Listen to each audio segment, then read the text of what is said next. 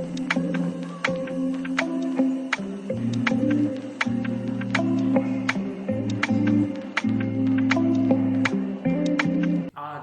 हमारे स्क्रीन में देखते हैं, अर्थात हम लोग देखते हैं योएल उसका 2 उसका 12वां वचन को हमने लिखा है, और उस जगह पे परमेश्वर का वचन जो कही गई है उसके आधारित पर हम परमेश्वर का वचन को सुनेंगे। ऐसा लिखता है वचन, योएल भविष्यवक्ता की पुस्तक, उसमें से हम लोग आज मनन करेंगे और फिर हम प्रार्थना में जाएंगे, क्योंकि मुख्य विषय यह है, अब भी सुनो, उपवास के साथ रोते पीते अपने पूरे मन से फिर कर मेरे पास आओ। परमेश्वर का वचन कहता है कि उपवास के साथ रोते, अपने आप को दुखित करते हुए परमेश्वर के निकट आओ। ये योएल की भविष्यवाणी की पुस्तक यानी भविष्यवाणी की पुस्तक में से जब हम लोग देख रहे हैं, ये परमेश्वर का वचन मुझे और आपको सिखाने पाए कि हम कैसे कैसे आज परमेश्वर के निकट आए। और भविष्यवक्ता की पुस्तक में इस प्रकार से लिखते हैं कि हम रोते हुए बिलखते हुए परमेश्वर के निकट आए कि वो हमारी प्रार्थनाओं का जवाब को दे दे। आमेन, हालेलुया, परमेश्वर की स्तुति हो। योएल का अर्थ यह है परमेश्वर, यहोवा परमेश्वर। योएल का अर्थ है यहोवा परमेश्वर। इस पुस्तक में भविष्यवक्ता यह प्रकट करता है कि यहोवा इतिहास पर अधिकार रखने वाला है, अर्थात परमेश्वर अधिकारी परमेश्वर है। और जब हम लोग देखते हैं और समय और स्थान ये कहाँ पे लिखी गई और किस दौरान ये भविष्यवक्ता की पुस्तक लिखी गई, तो इस प्रकार से बयान करती है ये पुस्तक ईस्वी पूर्व 835 के दौरान यहूदा में लिखी गई, अर्थात जो समय है वो ईशा पूर्व, अर्थात कहना चाहिए कि ईस्वी पूर्व 835 और यहूदा में लिखी गई। और इसका एक जो बहुत बड़ी एक बात जो है वो इस प्रकार से है, लिखने वाला योएल है, और वो जो दक्षिण के पूर्व रूबेन और गाद की सीमा स्थान पर जो गांव बेतलेहम है, यरूशलेम आराधनालय का वर्णन करता है। उस जगह पे ये वो अर्थात सियोन अर्थात बेतहारान में रह करके उसने इस पुस्तक को लिखा है। और इसका विषय जो है इस प्रकार से, योएल भविष्यवक्ता मुख्य विषय यह है कि यहोवा के आने का दिन, यहोवा के दिन के विषय में उसने कहा है। और 12 बार यानी कि 19 बार यहोवा के दिन के पुस्तक का इसको वर्णन किया गया। लेखकों ने लिखा है कि 19 बार यहोवा के दिन की पुष्टि की गई है इस पुस्तक में, अर्थात पुराने नियम में 8 लेखकों ने यहोवा के दिन की पुष्टि की है, परमेश्वर के आने के दिन की पुष्टि की इन्होंने लिखा है। और इसका जो बहुत ज्यादा बड़ी बात यह है, जो मेन पुस्तक है, अर्थात इस पुस्तक की संख्याएं क्या है, इस पुस्तक में क्या अध्ययन हम लोग कर सकते हैं, उसके विषय में लिखते हैं। बाइबल की 29वां पुस्तक यह है, 3 अध्याय इसमें है और 73 पद इसमें पाई जाती हैं, 7 प्रश्न हैं, 50 आज्ञाएं, 10 प्रतिज्ञाएं, 69 भविष्यवाणी के पद, पूरी हुई भविष्यवाणी संबंधित 11 पद, पूरी होने वाली भविष्यवाणी के विषय में 59 पद। परमेश्वर एक संदेश दे रहा है। परमेश्वर के नाम का स्तुति हो, हालेलुया, प्रभु के नाम का स्तुति हो। और इसमें मुख्य विषय है, जो पहली बात यह है, यहोवा का दिन आ रहा है। इसको बखान करता है पहला अध्याय, पहला से लेकर के दूसरा अध्याय 17 वचन तक लिखता है कि यहोवा आ रहा है। और जो पहली बात यह है, 3 प्रकार की विपत्तियां, अर्थात वो किस प्रकार से, टिड्डियां, अकाल, आग का कोर, ये 3 प्रकार की भविष्यवाणी की बातें इस पुस्तक में की गई हैं। टिड्डिया की विपत्ति 1 अध्याय 2 से लेकर 12 वचन तक। और जब आप पढ़ेंगे पश्चाताप के लिए निमंत्रण, परमेश्वर निमंत्रण दे रहा है। स्वयं परमेश्वर कह रहे कि आओ पश्चाताप करो, आओ पश्चाताप करो, परमेश्वर के निकट फिर आओ। वो इस प्रकार से है, एक उसका 13 से लेकर 14 वचन तक है यहोवा का भयानक दिन, एक उसका 15 से 20 वचन तक। और दूसरी बात है न्याय के दिन परमेश्वर की चेतावनी, यानी परमेश्वर ने हमें जो चेतावनी दी है। दूसरा अध्याय 1 से लेकर 17 वचन तक है न्याय के दिन के जो चित्र होंगे किस प्रकार से होंगे। 2:1 से लेकर 11 वचन तक आप पढ़ सकते हैं। पश्चाताप के लिए पुकार, जोएल 2 उसका 12 से लेकर 17 वचन तक। न्याय के स्थान पर अनुग्रह, आज भी परमेश्वर मेरे लिए और आपके लिए अनुग्रह कर रहा है। न्याय देने के लिए हमारे लिए अनुग्रह उसने बनाई रखी है, न्याय उसने हमारे लिए किए रखे हैं। वो इस प्रकार से 2:18, 3 से 21 वचन तक भविष्यवाणी का अनुग्रह, भविष्यवाणी होने के बाद में भी मेरे और आपके जीवन में अनुग्रह है। भविष्यवाणियों के पूरे होने के बाद में भी परमेश्वर मेरे लिए और आपके लिए अनुग्रह को रखा हुआ है। आत्मा का उंडेला जाना,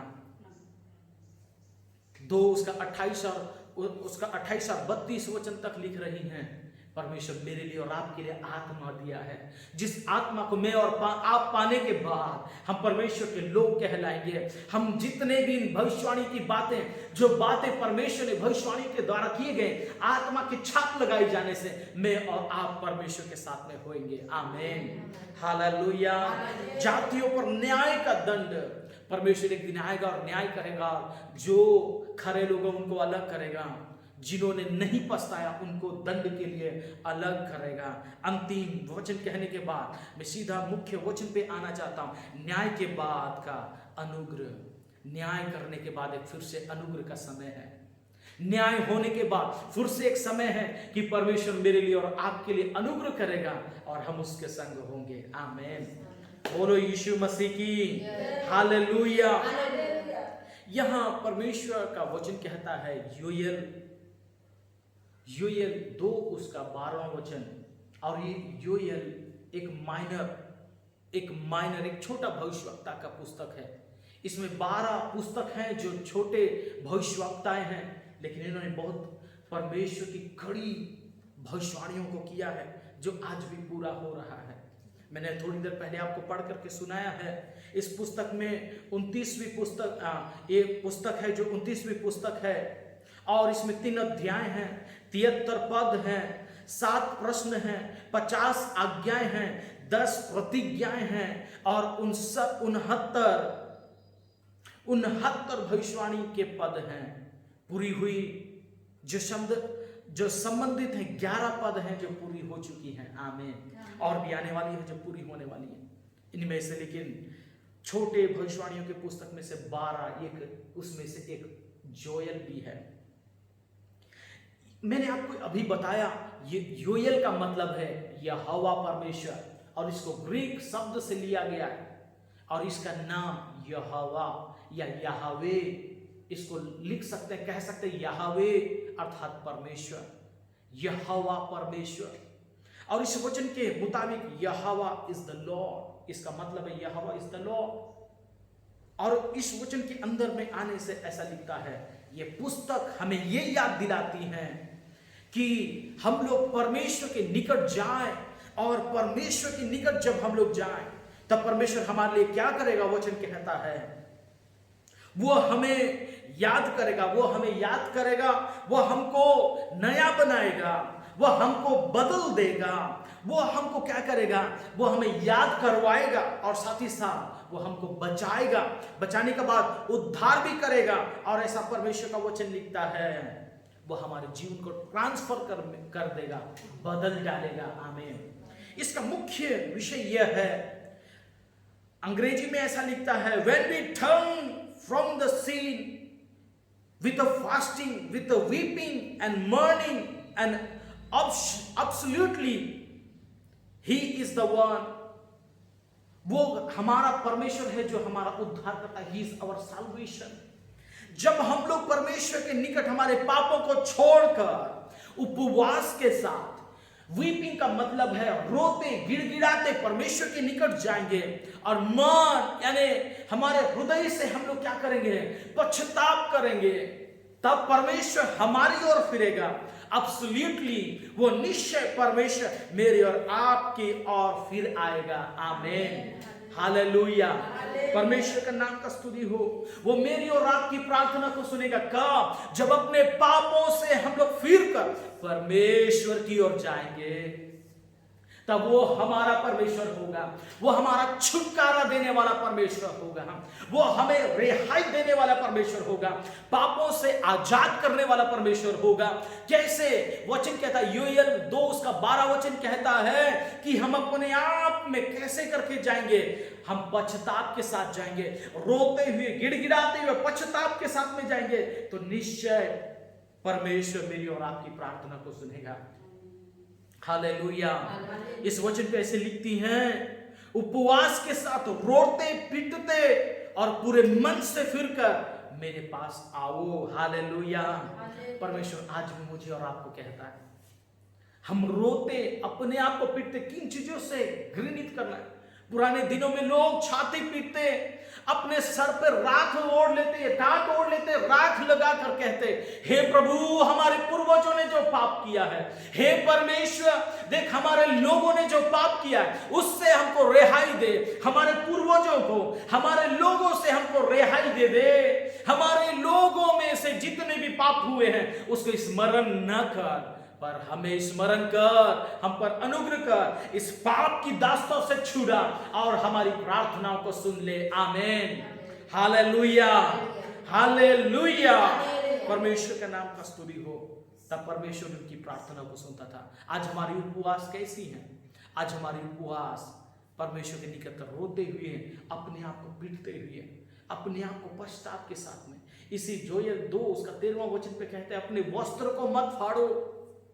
आज हमारे वस्त्र को फटे होने के नहीं, हमारा हृदय को फटे होने की आवश्यकता है। हमारा टूटा हुआ मन लेकर हम प्रभु के निकट आए, उस उपवास के साथ में आए, तो निश्चय परमेश्वर, निश्चय वो जीवित परमेश्वर मेरी और आपकी प्रार्थनाओं को सुनेगा। जितने भी परिस्थितियां आपके और मेरे बीच में ऐसी खड़ी होंगी, उससे निश्चय परमेश्वर के पुत्र यीशु मसीह छुटकारा देगा।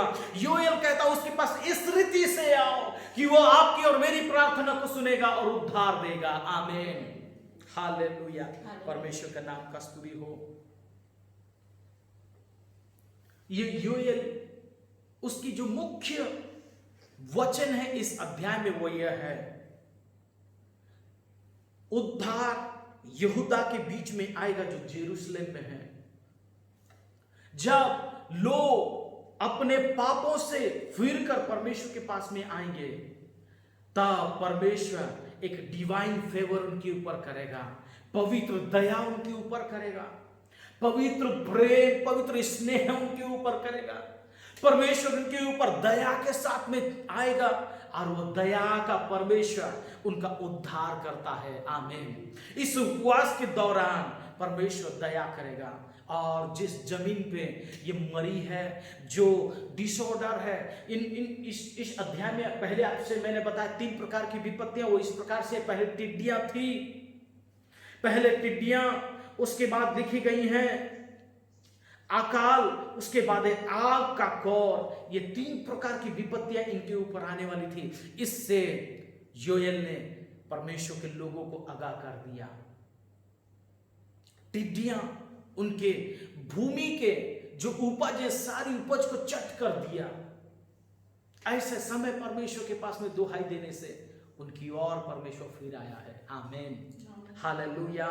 और निश्चय मैं जानता हूं कि परमेश्वर आज मेरी और आपकी प्रार्थना का भी जवाब देगा। हालेलुया।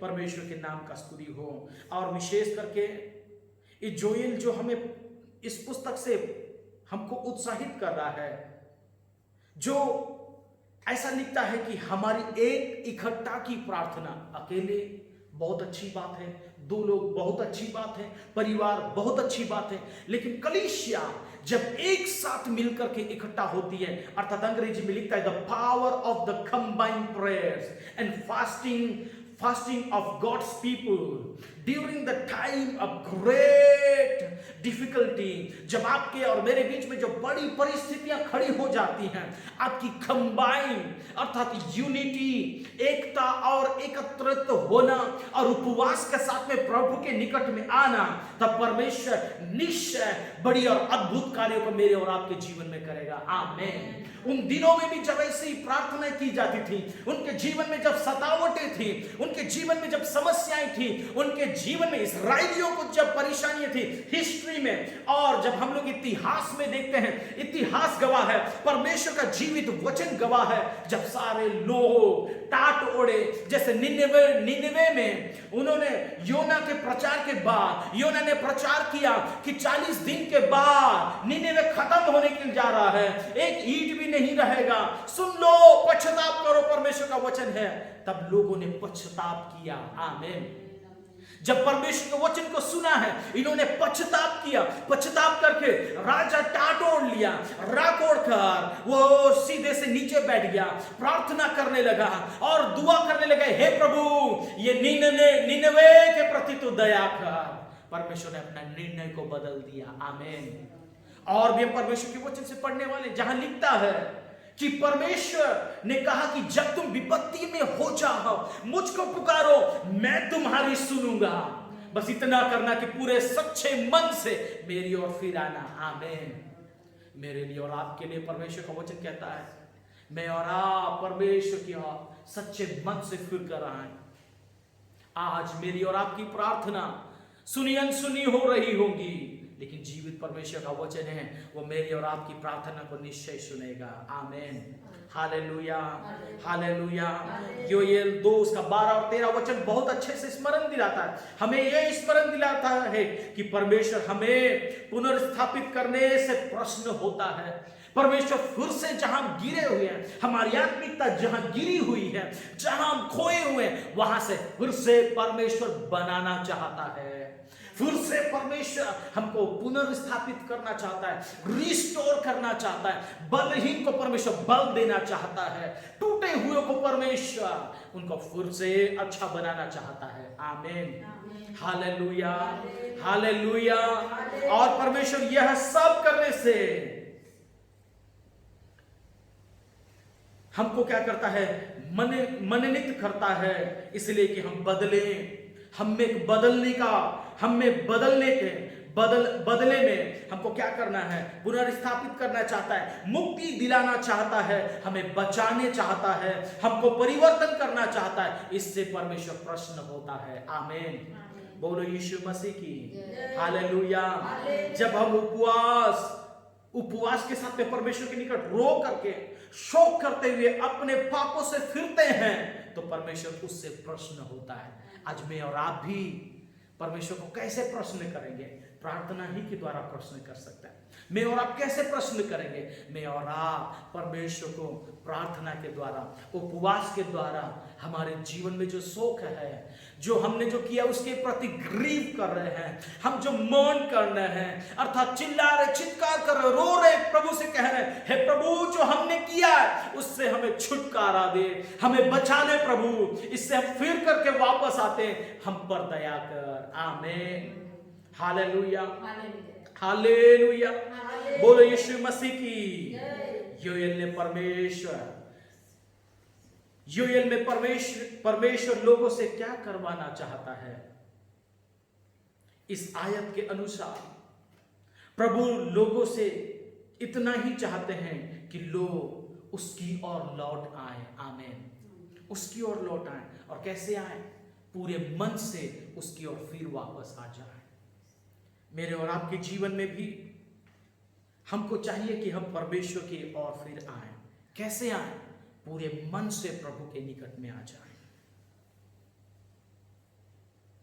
कैसे हम परमेश्वर के निकट में आए?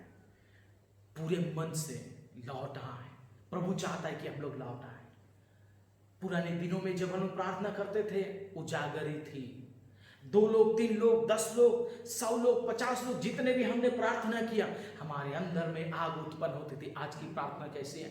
हमें चिंता ज्यादा है, हमें टेंशन ज्यादा है, हमें इधर उधर की चिंताएं हैं जो प्रभु के निकट पहुंचने नहीं देता, हम पूरे मन से प्रभु के पास आने नहीं देता, हमारी प्रार्थनाओं को जाने से रोक देता है, हमारी प्रार्थनाओं को सफलता में नहीं देता है। लेकिन आज इतना ही करना है, वापस आए अपने उस स्वभाव में जो आत्मिकता का, धार्मिकता का स्वभाव है जो परमेश्वर ने मुझे और आपको स्वर्ग से दिया है, वापस आए। परमेश्वर इतना चाहता है हम वापस आए। हालेलुया, प्रभु के नाम का स्तुति हो। हम वापस आए, हम फिर से वैसे ही तरोताजा हो जाए।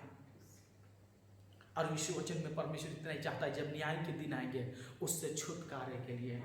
वो न्याय के दिन हमने क्या किया है, कैसे हमने प्रार्थना किया है, किन विषयों के लिए प्रार्थना किया है।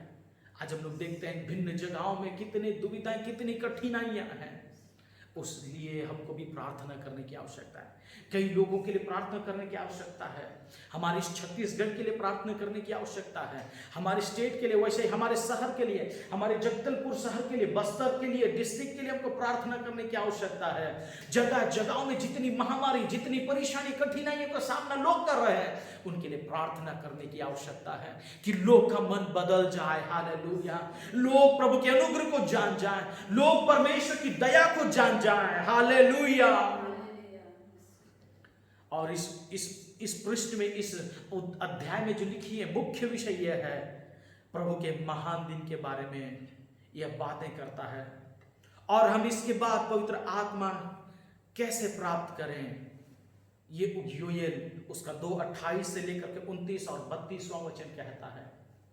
हमको परमेश्वर ने वायदा किया, किन प्रकार की उसने वायदा की है मैं आपको पढ़ना चाहता हूं, जो ये इंडिकेट करता है, अर्थात ये हमको दिखाता है, मार्गदर्शित करता है कि एक दिन यीशु मसीह आएगा। जैसा प्रेरितों के काम 2:17 से जब आप पढ़ेंगे तो वहां लिखता है, जब प्रभु यीशु मसीह स्वर्ग चले गए और सारे शिष्य लोग यरूशलेम में थे, उन्होंने एक ही काम किया है, परमेश्वर की आत्मा का इंतजार। आमीन। और इंतजार करने के बाद में उनको परमेश्वर ने आत्मा से भर दिया है। हालेलुया। आज मेरे और आपके लिए भी परमेश्वर ने एक वायदा किया है, जो पवित्र आत्मा हम कैसे प्राप्त करें। हम जब उपवास के साथ में रोते गिड़गिड़ाते आएंगे, पवित्र आत्मा हमको पाप से अलग करेगा। प्रभु का वचन हमको सिखाएगा कि पवित्र आत्मा पाकर हम कैसे करके पाप से अलगापन का जीवन को जिएंगे, और लोगों के इस तरीके से नहीं, हम भिन्नता का जीवन को जिएंगे। आमीन। हालेलुया। बोलो यीशु मसीह की। हाँ, मैं पढ़ना चाहता हूं आपके लिए योएल उसका 2 उसका 28, 29 और 32वां वचन। उन बातों के बाद मैं सब प्राणियों पर अपना आत्मा उंडेलूंगा, तुम्हारे बेटे बेटियां भविष्यवाणी करेंगी, और तुम्हारे पुरनी स्वप्न देखेंगे, और तुम्हारे जवान दर्शन देखेंगे। हालेलुया।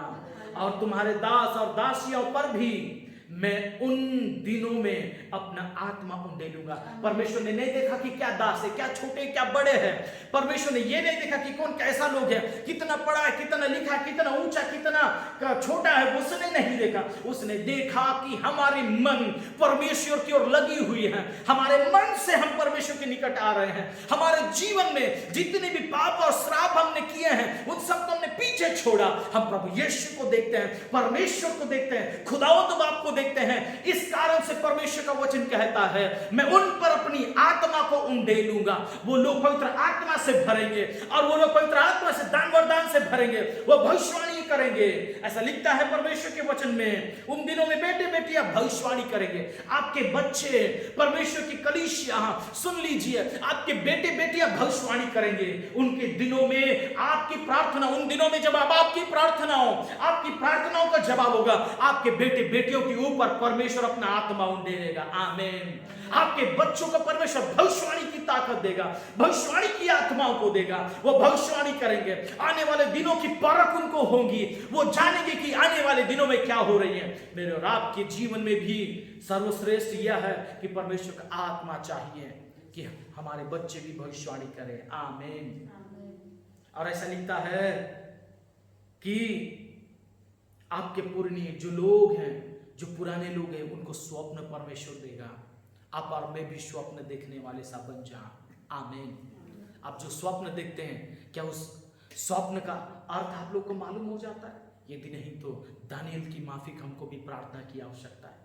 जैसा उसने बोला कि हे प्रभु देख, राजा नबूकदनेस्सर ने तो स्वप्न देखा, उसने हमें किसी को नहीं बताया, लेकिन हम 3 भाई लोग अर्थात दानियल के साथ 4 सदरक मेशक अबेदनगो और दानियल जब एक जगह पर बैठ करके उपवास के साथ प्रार्थना किए, पवित्र आत्मा से मांगने लगे कि प्रभु हमको समझा दे कि राजा ने क्या स्वप्न देखा है। जब ये लोग प्रार्थना करने बैठे, राजा ने तो नहीं बताया था कि स्वप्न क्या उसने देखा, लेकिन स्वर्ग का परमेश्वर ने दानियल और उसके मित्रों को उस स्वप्न का अर्थ को बता दिया। आमीन। आपके बच्चे, आपके बड़े, आपके लोग स्वप्न देखने वाले बने और स्वप्न का अर्थ आप प्रभु से मांगने से निश्चय प्रभु आपके लिए खोल देगा। आमीन। प्रभु के नाम की स्तुति हो। आपके लिए और एक वचन बोलना चाहता हूं, तुम्हारे जवान दर्शन देखेंगे। आज हमारे जवानों का दर्शन क्या है? आज हमारे कलीसिया में जवानों का दर्शन क्या है? क्या उनका दर्शन है कि उपवास के साथ प्रार्थना करें? क्या उनका दर्शन है कि जो प्रभु के लिए वो कार्य करेंगे उसे परमेश्वर सफल करेगा? यदि नहीं तो ये जवानों का दर्शन और क्या हो सकता है? आज ये लोग मोटिवेट हो गए, इन्फ्लुएंस हो गए, ये प्रभावित हो गए, जगत की कामों को लेकर प्रभावित हुए पड़े हैं। इनका दर्शन क्या है? लेकिन यहां एक योएल भविष्यवक्ता का पुस्तक, योएल एक जो भविष्यवक्ता है, ये कहता है कि ये परमेश्वर का वचन है कि लोग क्या करेंगे? दर्शन देखेंगे, जवान दर्शन देखेंगे। आज जवानों का दर्शन क्या है? उनका स्टेटस मेंटेन करना, फेमस होना, बड़ी बड़ी पदवी मिलना। आज जवानों का दर्शन क्या है? क्या परमेश्वर की ओर से है? क्या वो दर्शन परमेश्वर? निश्चय परमेश्वर आपको आत्मिक, शारीरिक, आपके जीवन में, आपके कुटुंब में दर्शनों को दिखा करके, दर्शनों को पूर्ण करने के लिए परमेश्वर आपको व्यवहार करेगा। इतना ही करना कि सच्चे मन से, पूरे मन से परमेश्वर की ओर फिरना, तो आपकी दर्शन को प्रभु सफल करेगा। प्रभु आपके दर्शनों को पूरा करेगा। जिस दर्शन को प्रभु ने आपके जीवन में दिया, आपके कुटुंब में दिया, आपके जवान बच्चों, बेटी बेटियों को दिया है, वो निश्चय सफल करेगा। आमीन। Hallelujah, hallelujah.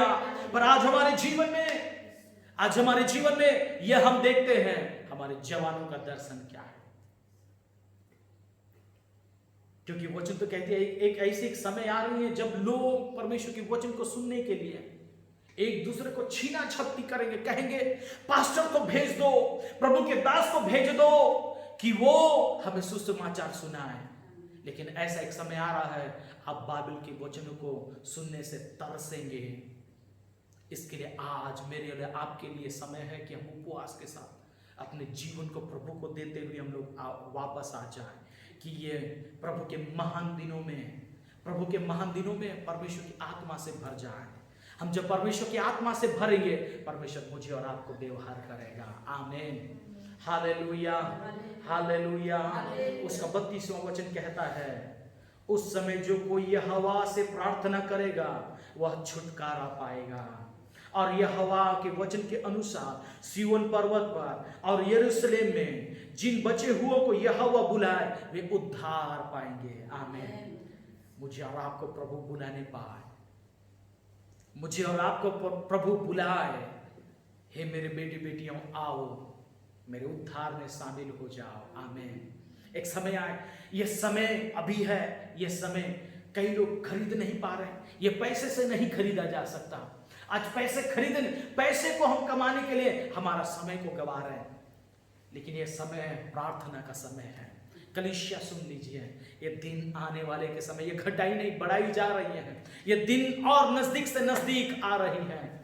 जितने भी परमेश्वर के वचन में लिखी हुई बातें सब पूरी हो रही है, ये घट नहीं रही। ये प्रार्थना ही है जो घटा रही है इन दिनों को। ये धर्मी लोगों की प्रार्थना है जो ये दिनों को घटा रहा है। लेकिन ध्यान दीजिए, परमेश्वर का वचन कहता है एक दिन परमेश्वर आने वाला है, मेरे और आपके लिए उद्धार का समय होगा। आमीन। Hallelujah, hallelujah. जो परमेश्वर से दुआ देंगे, जो परमेश्वर से दुआ करेंगे, उनको परमेश्वर दोहाई मांगेंगे, प्रभु से दुआ करेंगे, उनको परमेश्वर छुटकारा देगा। आमीन। परमेश्वर का नाम का स्तुति हो। इन बातों के लिए कि यीशु मसीह के द्वारा मेरे और आपके जीवन में पवित्र आत्मा मिलेगी। यीशु मसीह इस जगत में आएगा और वो हमारी प्रार्थनाओं को सुनेगा। उसने कभी अनसुनी नहीं किया। मिस्र में जब लोगों ने पुकारा, परमेश्वर ने छुटकारा दिया। आमीन। जब लोग यरदन नदी के पास खड़े हो गए, कोई समाधान नहीं है, सामने लाल समुद्र, पीछे फिरौन का सेना है, जाए तो जाए कहां, तब उन्होंने प्रार्थना किया, परमेश्वर की दुहाई दी। परमेश्वर ने मूसा से कहा, तेरे हाथ में जो लाठी है उसे उस लाल समुद्र में मार और वो 2 भाग हो जाएगा। आमीन। आपकी प्रार्थनाओं को परमेश्वर अनसुनी नहीं करता। आपकी समस्याओं को 2 भाग करने के लिए परमेश्वर तैयार है। बस इतना करना कि सच्चे मन से प्रभु के निकट आना, बस इतना करना कि प्रभु के निकट आ जाना, परमेश्वर के पास में आ जाना, परमेश्वर से दुहाई देना। हाँ, अपने जीवन को रोते हुए, वीप करते हुए, स्क्रीमिंग करते हुए, चिल्लाते हुए कहें, प्रभु मेरे दुहाई को सुन ले, प्रभु मेरी प्रार्थना को सुन ले। हाँ, ये पुरानी दिनों की प्रार्थना है, लेकिन नया नियम कहता है जब तुम प्रार्थना करो, अपने कटोरी में चले जाना, अपने रूम में जाना, अपने कमरे में जाकर दरवाजे बंद कर लेना, खिड़की बंद कर लेना, और जो गुप्त में तेरा परमेश्वर है जो तेरी सुनता है, उससे दुहाई देना, उससे प्रार्थना करना, वो तेरी सुन लेगा। आमीन। हालेलुया।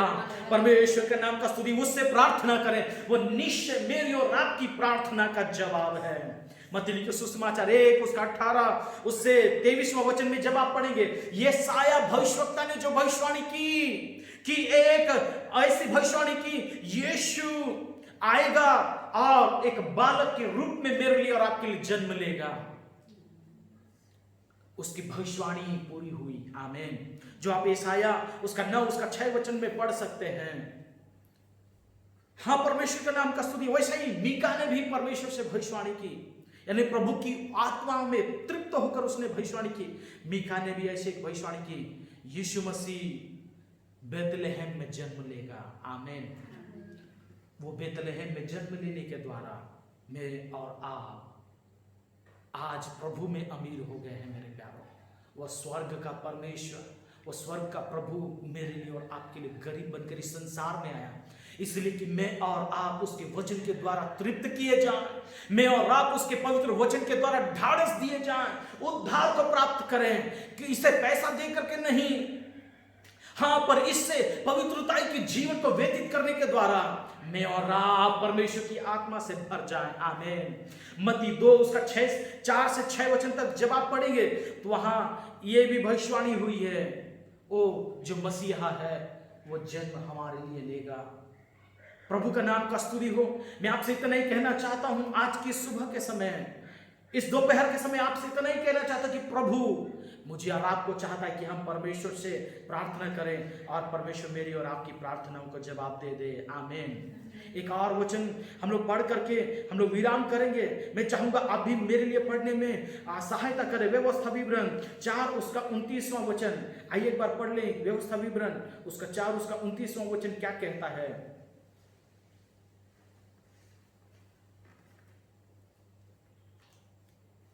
परमेश्वर के नाम का स्तुति हो।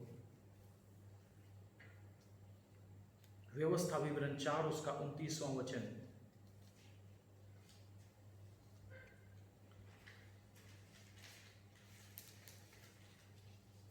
ऐसा कहता है, मैं आपके लिए पढ़ना चाहूंगा। परंतु वहां भी यदि तुम अपने परमेश्वर यहोवा को ढूंढोगे तो वह तुमको मिल जाएगा।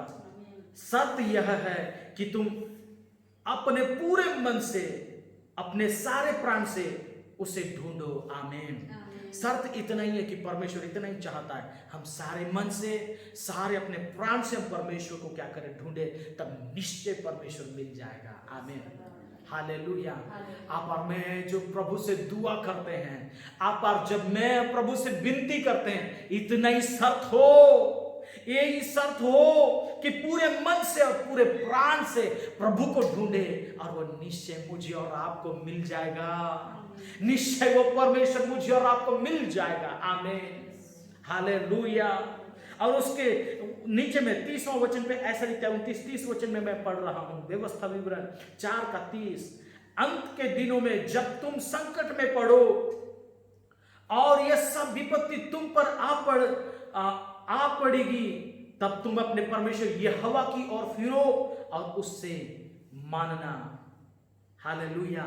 विपत्ति के दिन, ऐसा भी परमेश्वर ने कहा है, विपत्ति के दिन, अंत के दिनों में तुम संकट में पड़ो। जब संकट में पड़ जा रहे, मतलब क्या, हमको मालूम है कि हमारा परमेश्वर हमको छुटकारा देने वाला है, फिर भी जब हमने सुना नहीं, दोहाई दिया, प्रार्थना किया, फिर भी हमारे जीवन को जैसे के तैसे बना करके हम लोग चले हैं, फिर भी वचन कहता है मेरी ओर फिरो, अंत के दिन में भी तुम मुझको पुकारो, अंत के दिन में भी तुम मुझको पुकारो तो मैं तुम्हारी ओर फिरूंगा। आमीन। विपत्ति आ पड़े तब तुम अपने परमेश्वर यहोवा की ओर फिरो, तब भी कितना रहम, कितना अनुग्रह परमेश्वर का है। ऐसे अंतिम दिनों में जब हम बोलते हैं इसके बाद और क्या, इसके बाद और क्या होने वाला है, इसके बाद और कौन सी विपत्ति सामने है, उस वक्त में भी परमेश्वर का वचन कहता है तुम मेरी ओर फिरो। आमीन। उस दयावान परमेश्वर के नाम का स्तुति हो, प्रभु का नाम का स्तुति हो। यही कारण है परमेश्वर चाहता है उपवास करो, उसकी ओर फिरो, अपने हृदय से रो, गिड़गिड़ाओ, अपने जीवन को तोड़कर प्रभु के निकट में आओ, अपना टूटा हृदय लेकर के आओ, ताकि आपकी और मेरी प्रार्थनाओं को प्रभु सुने, अनसुनी ना करे। वचन तो बहुत प्रमाण करता है मेरे प्यारों, अंत के दिनों में विपत्ति में जब पड़ जाओ तो भी मुझे पुकारना, मैं तुम्हारे निकट रहूंगा। हालेलुया। ऐसा परमेश्वर ने कहा कि आपके ऐसे विपत्तियों के और ऐसे कठिन परिस्थितियों के बीच में भी आपको मिल जाए। पहला सामुएल 7 उसका 3 वचन में भी कहती हैं, एक बार हम लोग पढ़ ले और परमेश्वर का नाम का स्तुति करें। पहला सामुएल उसका 7 उसका 3 वचन, क्या परमेश्वर का वचन कहता है, आइए हम पढ़ के परमेश्वर को धन्यवाद दें।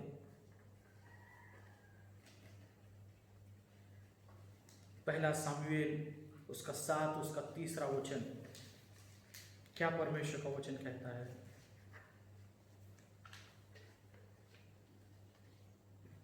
तब शमूएल ने इस्राएल के सारे घराने से कहा, जी हाँ, यदि तुम अपने पूर्ण मन से यहोवा की ओर फिरो, जी हाँ, फिरे हो तो पराय देवता और अस्तोरे देवियों के बीच में से दूर करो और यहोवा की ओर अपना मन लगाकर केवल उसी की उपासना करो, तब वह तुम्हें पलिश्तियों के हाथ से छुड़ाएगा। आमीन।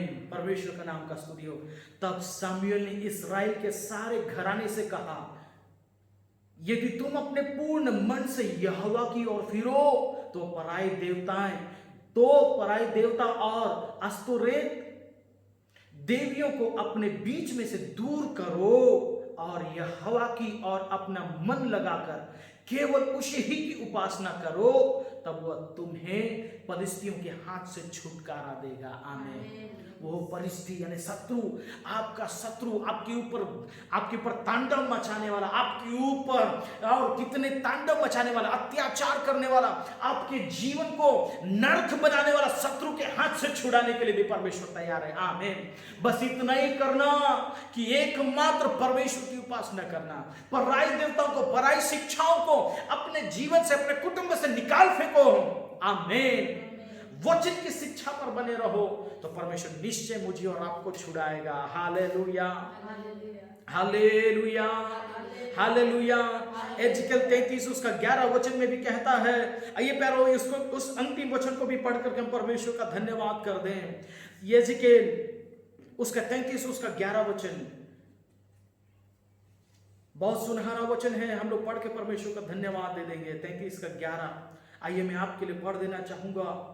सो तो उनसे यह कहा, परमेश्वर यहोवा की वाणी यह है, मेरे जीवन की सौगंध, मैं दुष्ट के मारे से कुछ भी प्रसन्न नहीं होता, परंतु इससे कि दुष्ट अपने मार्ग से फिरकर जीवित रहे।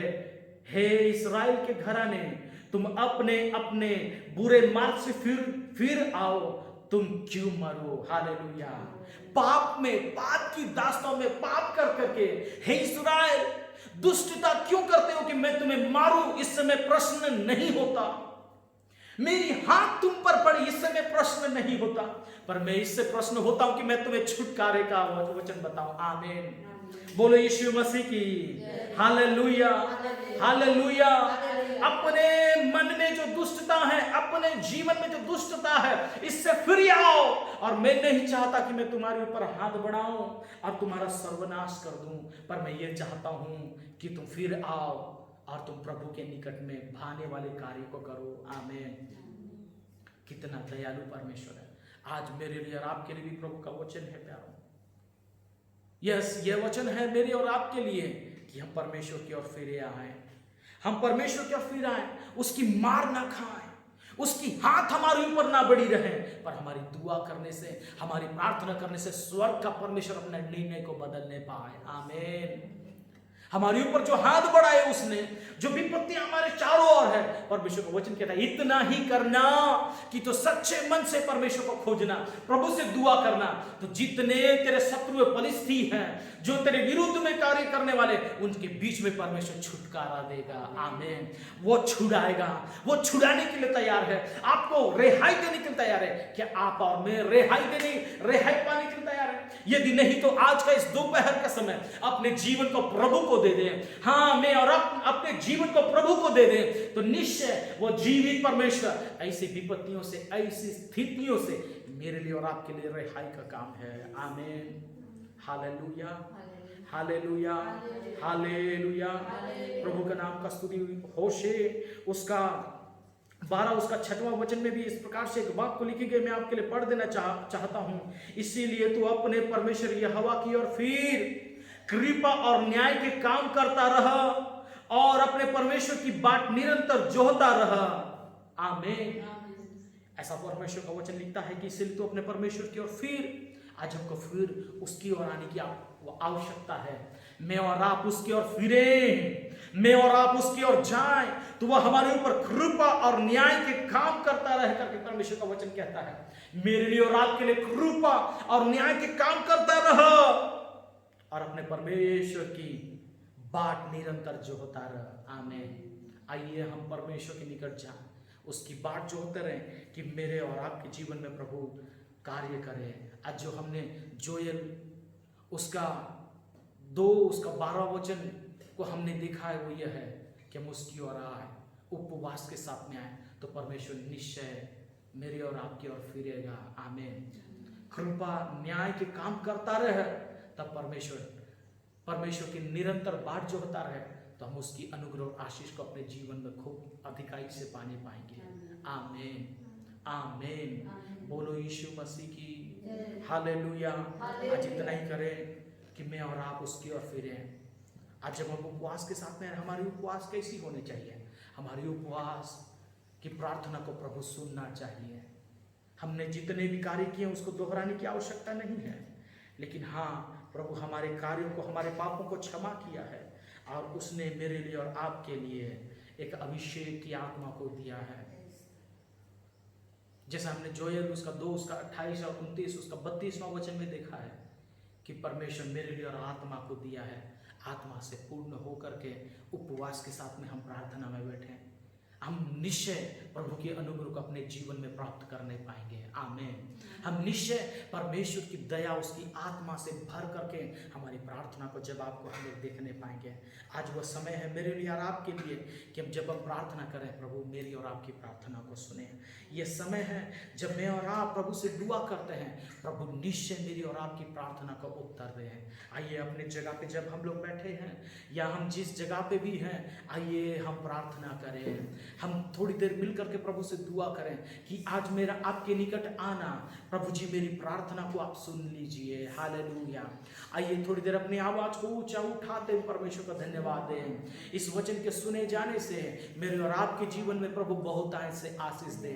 आज जब मैं और आप उपवास के साथ में बैठे हैं, हाँ निश्चय जब हम घर की ओर वापस जा रहे हैं, ये वचन मुझे और आपको चेतावनियां देने पाए कि हम कैसे प्रभु के निकट में आए। जब हम प्रभु की ओर फिरेंगे हमारे पुराने स्वभाव से, पुराने पाप से, तो निश्चय परमेश्वर मेरी और आपकी ओर फिरेगा, वो दया करेगा, वो मेरी और आपकी ओर दया करेगा और मेरी और आपकी प्रार्थनाओं को सुनेगा। हालेलुया। धन्यवाद, धन्यवाद, धन्यवाद राजा यीशु को, धन्यवाद परमेश्वर को। हालेलुया। धन्यवाद प्रभु यीशु मसीह को। हालेलुया।